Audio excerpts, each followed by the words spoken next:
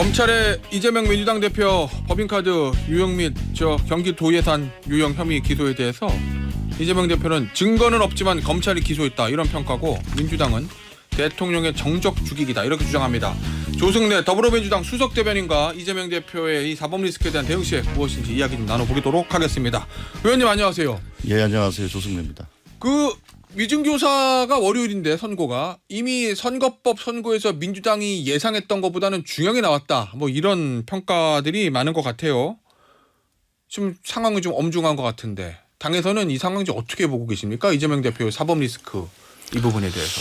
아무래도 이제 선거법 관련된 1심 판결에 대해서 아주 너무 과하고 심한 판결이다라는 공감대가 있는 것 같고요. 특별히 일단 법리적인 측면에서도 국정감사에서 한 발언을 문제 삼았는데 국정감사에서 하는 발언들은 그 국회가 고발하지 않는 한 보호를 받는 것이 일반적인 원칙입니다. 그런데 국정감사의 장을 정치 선전의 장으로 삼았다. 선거를 이용했다 이렇게 해석을 한 겁니다. 그래서 선거법으로 이제 규제를 한 것인데, 실제로 그 국정감사에서는 국민의힘 의원들이 그 백현동 소위 특혜에 대해서 질문을 한 거고 그거에 대한 대답을 한 것인데 일단 국정감사의 발언을 문제 삼은 것 자체가 이해할 수 없는 것이고요. 두 번째로는 그 내용에 대해서도 실제로 식품연구원 부지를 매각을 하려고 하면 매각이 잘 안 되니까 국토부와 식품연구원이 계속 성남시에게 용도 변경을 해줘라. 그래야 매각이 될 거 아니겠냐. 계속 요구를 했고 공문을 보낸 것도 사실이에요. 그런데 이런 내용을 들어서 특혜를 줬다라고 주장하는 것은 좀 이해할 수가 없는 것이죠. 그래서 그런 측면에서 보면 2심에서 바로 잡힐 것이다. 저희는 그렇게 좀 이해를 하고 있고요. 알겠습니다. 저 항소심 전략 그 부분은 이제 잠시 후에 좀 더 질문을 드려보도록 하고, 최근에 기소됐잖아요. 이재명 대표가 하나 더 이 경기도 예산 문제로. 어제 이재명 대표가 브라질 룰라 대통령 요 사례를 빗댔어요. 1심 2심 유죄인데 12년 10년 뭐 이렇게 나왔는데 이제 대법원에서 무죄 나오면서 극적으로 정치적으로 생활했다는 거죠. 룰라 대통령이. 그 사례에 빗대면서 검찰이 증거 없는 기소를 했다. 뭐 이렇게 비판했거든요. 이게 이제 그러면 단순히 무죄 주장하는 것을 넘어서서 검찰이 어떤 의도를 가지고 이재명 대표 죽이기에 나섰다. 뭐 이런 시각을 가지고 있는 것 아니냐라는 생각이 드는데 맞습니까? 저희들은 그런 의심을 지울 수가 없습니다. 그래요? 특별히 브라질의 사례 같은 경우에도 검찰이 정치화되면서 기득권 구조와 유착이 되면서 소위 그 룰라 대통령 같은 국민에게 존경받는 소위 좌파 지도자를 제거하려고 시도를 하다가 대법원에서 재심 통해서 이제 바로 잡힌 건데요. 특별히 이번 기소의 경우에도 검찰 스스로 얘기하고 있는 것이 직접 증거가 없더라도 네가 몰랐을 리가 없다. 간접 증거만 가지고도 충분하다라고 증거 없이 기소한 겁니다. 검찰 스스로 인정한 겁니다. 그러면은 이재명 대표 입장은 예산이 남용된 것은 맞지만 나는 몰랐다 이런 입장이신 거예요? 그 법인 카드가 여러 군데에서 사용이 되는데 차도 있어서 관용차. 그런 모든 것들을 다 도지사가 알 수가 없다라는 것이고요. 이 관용차의 경우에는 그 아파트에 사니까 당연히 주차 등록을 해야 그 입출입하는데 문제가 없을 거 아니겠습니까? 그런 문제죠. 그러니까 이제 김혜경 씨가 그 제네시스 차를 이제 관용차를 거의 사적으로 쓴 거 이 부분을 이제 검찰이 문제 삼는 건데, 그거 자체가 문제는 있는 건 알겠는데 그건 실무자가 한 것이지 도지사인 이재명 대표가 그런 거 다 알고 승인하고 그랬던 것은 아니다 이런 입장이시라는 거죠. 그러니까 그런 문제들을 경찰이 그 윤석열 정부 내에서 경찰이 조사를 해서 불송치 그렇죠. 혐의가 없음으로 해서 검찰에 보낸 거 아닙니까? 근데 그거를 검찰이 다시 살려서 직접 증거 없이 기소한 거니까요. 그러면 의원님 보시기에 이재명 대표도 마찬가지로 이게 이제 현 정부 들어와서 처음에 한 게 아니라 지금 막 다른 사건들 선고가 나고 있는 즈음에 하나를 뚝 기소한 거, 이게 이제 이재명 대표를 올가매기 위해서 정치적 의도가 있다 이렇게 보신다는 말씀이신 거죠? 지금 한간에는 이런 얘기가 있죠. 이제 권력에서 이재명 대표를 잡기 위해서 온 동네에 이 소위 사냥꾼들을 풀어놓고 경쟁을 시킨 거 아닙니까? 그 얘기는 뭐 검찰 그렇습니다. 제가 직접적으로 말씀드린 그렇습니다만 온 들판에다가 사냥꾼들을 풀어놓고 경쟁을 시키는 구조 아니겠습니까? 그럼 예를 들면 중앙지검, 수원지검 뭐 이렇게 경쟁에 붙였다? 그렇게 보여집니다. 그래요? 그러면 이제 수원지검 그렇기 때문에 이재명 대표를 잡기 위해서 정적을 제거하기 위해서 말도 안 되는 수사와 기소를 하게 된 것이고 말 그대로 죽을 때까지 해보겠다는 거 아니겠습니까? 알겠습니다. 그러면 이제 수원지검에서 현 정권에 뭔가 잘 보이기 위해서 이거를 지금 딱 기소했다. 이제 뭐 전주지검에서는 전 정부에 대한 수사를 하고 있고 하는 것들이 뭐 그런 것 일환이 아니겠냐 그렇게 해석하는 분들도 있습니다. 알겠습니다. 이제 선거법 개정 얘기가 지금 나오기 시작했어요. 이게 이제 공교롭게도 이재명 대표 선거 이후에 한 얘기는 아닌데 어쨌든 선거 임박해가지고 요 얘기를 한 거거든요. 당선 부여형을 100만 원에서 1000만 원으로. 요거는 이제 그 개정안 이미 발의가 됐고 이재명 대표도 이제 찬성하는 의견을 밝혔던데 이게 시점이 좀 애매모호해가지고 이게 어떤 이재명 대표 살리는 게 목적 아니냐. 앞서 제 진종호 의원도 좀 그렇게 의심이 아니라 확신한다고 그러더라고요. 이거 어떻게 보세요? 뭐 그 진종호 최고위원은 확신을 하는지 모르겠는데 실제로 선거법에 대해서는 선관위도 그렇고 정치권 혹은 전문가들이 선거법 개정을 해야 된다라는 얘기들은 많이 있었습니다. 과거에 이제 선거법이라는 것은 말은 풀고 돈은 묶는다. 그게 선거법 개정의 핵심적인 방향이거든요. 예전에 그렇습니다. 지금도 마찬가지인데요. 근데 문제는 선관위가 자의적으로 해석할 영역이 너무 많아요. 실제로 그래서 저희들이 어떤 선거 행위를 함에 있어서 지역 선관위에 문의하는 것과 중앙 선관위 문의하는 결과가 다 해석이 다릅니다. 해석이 다른데 그 해석조차도 검찰은 또 선관위 해석을 또 인정도 안 해줘요. 아니 선관위가 이렇게 해석해줘서 이렇게 했습니다라고 해도 아니 그거는 선관위 얘기고. 그러니까 이렇게 선거법에 불합리한 부분들이 많이 있기 때문에 21대 국회에서도 많이 제출이 됐었고 당연히 22대 국회에서도 제출이 되는 거죠. 우연히 저 이재명 대표 공직선거법 선고 1심과 맞물렸을 뿐이지 이재명 대표를 위한 그런 위인 설법 이런 건 아니다. 이런 당연하죠. 그러면 지금 선거법 관련해서 기소돼 있는 국회의원들이 뭐 여야해서 뭐 2명인가 13명인가 되는 것 같아요. 근데 이런 선거법 관련된 기소나 수사들은 계속 진행이 될 거예요. 거기에는 혐의 사실도 있을 수 있고 뭐 금품 수수가 있을 수 여러 가지 혐의가 있을 수 있는데 그런 재판들과 수사가 계속 진행되는 한 선거법 개정은 안 된다는 얘기인데 그러면? 알겠습니다. 이제 요 당선 부여형 기준 바꾸는 거 말고 또 다른 거 개정도 들어가 있는 거죠? 당연합니다. 이거 국민의힘에서 찬성하고 대통령 거부권 행사 안 하고 잘 개정까지 완료될 거라고 전망하십니까? 왜냐하면 이재명 대표 선 이게 재판이랑 물려 있어가지고. 뭐 그건 논의를 해봐야겠죠. 그런데 국민의힘도 생각을 해야 될 것이 뭐냐면 지금 이재명 대표 선거법 관련해서 소위 허위 사실 문제 아닙니까? 그렇지 않습니까? 근데 윤석열 대통령의 허위 사실은 다 검찰이 다 봐줬단 말이에요. 그렇죠. 그런데 지금 공소시효가 정지가 돼 있어서 대통령은 재임 중이니까 예를 들면 나는 김만배를 몰랐다. 뭐 아니면 우리 뭐 가족들은 이익을 본 바 없다. 그렇죠. 오히려 손해봤지 이익 본 바 없다. 뭐 장모님 같은 경우는 누구 한 푼 1원이라도 손해를 끼친 적이 없다. 이게 다 허위 사실입니다. 그럼 이런 것들이 나중에 임기가 끝나면 선거법으로 다시 수사가 돼서 기소가 되면 중형이 선고될 겁니다. 그러면 똑같이 국민의힘도 선거부정금 그래야겠죠. 뱉어내야 될 상황이 올 수도 있으니 국민의힘도 이해관계자다 이런 말씀이시군요. 그리고 이제 그 100만 원이라는 기준이 예전부터 좀 과하다라는 그런 얘기들이 많이 있었습니다. 알겠습니다. 요거는 이제 개정 과정을 좀 지켜보도록 하겠고 이재명 대표 항소심 이제 대응인데 중요하잖아요. 민주당 입장에서는 당 또 저 450억 이 문제도 걸려 있으니까 법률 대변인이라는 거 신설했더라고요.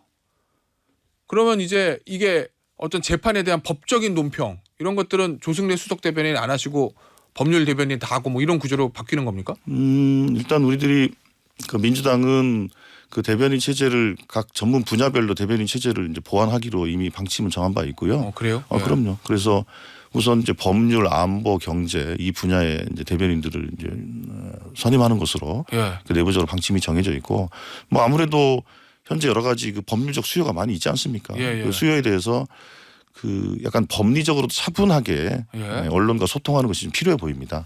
그래서 그렇게 선임했다 이렇게 말씀드릴 수 있을 것 같습니다. 의원님, 요거 이제 항소심 관련해서 민주당도 이제 450억 걸려 있으니까 이해관계가 있으니까 당 차원에서 대응하겠다.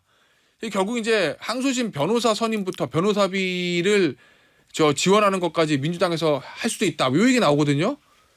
어느 정도로 진전됐습니까? 국민의힘에서는 뭐 횡령이다 이 얘기까지. 지금 그 문제는 우선 첫 번째로 이재명 대표가 당시 민주당의 대선 후보였고 대선을 치르는 과정 속에서 벌어진 선거법 시비라는 점이 하나가 있고 이 재판의 결과가 당에 당연히 영향을 미치기 때문에 당이 이 문제에 대해서 어디까지 결합 혹은 지원할 수 있는 것이냐. 그거에 대한 이제 이 검토를 하고 있는 중이고요. 아직까지 뭐 결정된 건 없습니다. 검토 중입니다. 만약에 중앙선관위에서 이거는 당비 내줘도 문제 없겠는데요라는 결론이 나오면 그 변호사비를 당에서 지원해줄 생각은 가지고 계신 거예요? 아니 여러 가지 방안들이 있을 겁니다. 뭐 직접적으로 지원하는 방안도 있을 것이고 간접적으로 지원하는 방안도 있을 것이고 그런데 이거는 그 당시 대통령 후보와 당이 연대해서 함께 재판받는 그런 심정으로 대응하겠다 그런 취지입니다. 알겠습니다. 장외 집회가 이제 선거 전부터 계속돼서 지금 이후에도 진행이 되고 아마 이번 주말도 하겠죠. 공식 구호는 김건희 여사 특검법 통과 이겁니다. 그런데 박지원 의원이 저랑 인터뷰할 때 뭐라고 이제 주장을 했냐면 정권 퇴진 전략으로 바꿔야 된다. 민주당 지도부에서도 뭐 임기 단축, 조기 대선 이거를 공식적으로 좀 강하게 주장해야 된다. 개인 의견을 전제 이렇게 얘기하거든요. 어떻습니까? 이 부분은?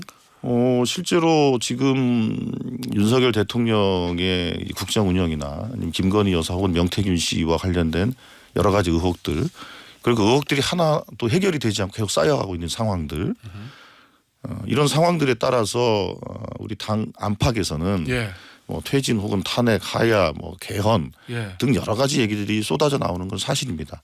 사실이고 그런 의견들이 점점 더 커지는 것도 사실이고요. 그런데 당 차원에서는 지난 토요일 날 저희들이 지역위원장 국회의원 연석회를 했는데 그 자리에서 분명히 말씀을 드렸습니다만 절제된 대응을 하는 것이 필요하겠고 어떤 전략 전술을 채택함에 있어서 지도부를 좀 신뢰해달라. 그렇게 말씀드린 바 있습니다. 그럼 민주당의 고민의 포인트는 뭐예요? 지도부에. 박지원 의원이 주장한 것처럼 본격적인 정권 퇴진 운동으로 나아가지 않는 이유는 뭡니까? 어떤 전략적인 고민하고 계신가요? 그거는 우선 여러 가지 의혹들이 쌓이고는 있습니다만 그런 것들을 확인하는 절차 같은 것들이 필요하지 않겠습니까? 아직은 물에 익지 않았다 이런 말씀. 조금 이제 급발진 느낌이 나죠. 그래요? 서서히 가속해야죠. 급발진하면 안 된다. 자 그런데 조국 혁신당이 탄핵소추안 냈잖아요. 이거 결국 발의하려면은 뭐라도 하려면 민주당의 동참이 있어야 되는데 그러면 요거 탄핵소추안은 현재로서는 급발진이다. 그거는 그 조국 혁신당은 그 당의 이 노선 혹은 이 속도가 있는 거 아니겠습니까? 조국 혁신당의 속도로는 급발진이 아니겠죠. 그런데 민주당의 속도로는 급발진이죠. 그러면 우리는 항공모함이라면 거기는 쾌속선인데 그건 쾌속선이 당연히 속도가 빠를 수 있죠. 그러면 현재로서는 조국 혁신당의 이 탄핵소추안에 찬성해서 같이 발의할 계획은 없다. 없습니다. 당 차원에 살릴 생각은 없습니다. 당 차원으로 개인 몇몇 의원 개인적으로 이미 그거는 그 탄핵 연대 같은 모임이 만들어지지 않았습니까? 알겠습니다. 일부 언론에서는 이 위증교사 사건 1심 요게 이제 이재명 대표에게 불리하게 나오고 그다음에 다음 주에 또 이제 김건희 여사 특검법 요거 이제 재표결에서 또 저 민주당 기준으로 보면 좌초가 되면 적극 탄핵 동참으로 바뀔 수도 있다 뭐 이런 관측도 있던데 아닙니까? 그거는 우리가 그걸 가정을 해서 우리가 논의한 바가 없고요. 저희들이 당초에 정기국회 들어오면서 했던 구상이나 생각들 변수가 발생하긴 했습니다만 그 구상과 일종의 그 절차 이런 것들은 현재 계속 유지하는 것으로 진행하고 있습니다. 의원님, 이재명 대표로서는 굉장히 싫을 얘기겠지만 이 포스트 이재명이라는 거, 여기 이제 중앙 일간지에서도 이제 분석 기사들이 이제 나오기 시작했거든요.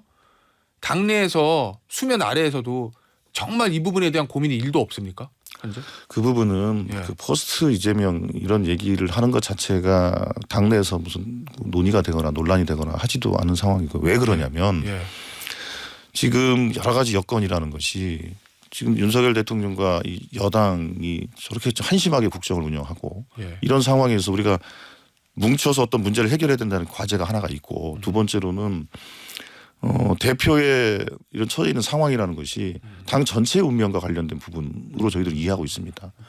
여기에서 나 혼자 어떻게 좀 튀어보겠다고 하는 움직임이 당원들과 국민들에게 그 박수를 받겠습니까?